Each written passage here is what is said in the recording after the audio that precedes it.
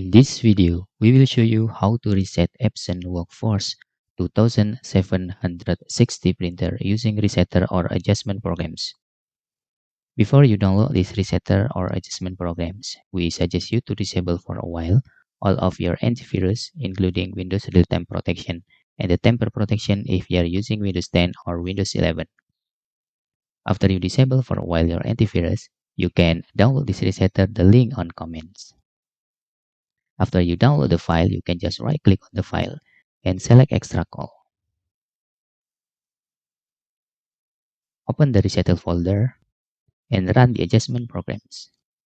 For the first time, if you open the programs, you need a password that you can see the password on the txt file here. Back to resetter. In here, you can directly click particular adjustment mode button and select washing pad counter and click OK. You can tick on main pad counter option and the pattern pad counter. Then you can click check button. After that, you can click initialize button. If you encounter error here, you can try to repeat the resetting process and move your USB printer in another port available on your computers. After the resetter works, you can just click finish. Okay, after that, you can turn off your printer. Then you can turn back on your printer again.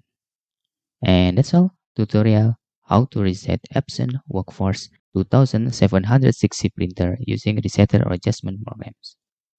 Hope this video helpful for you.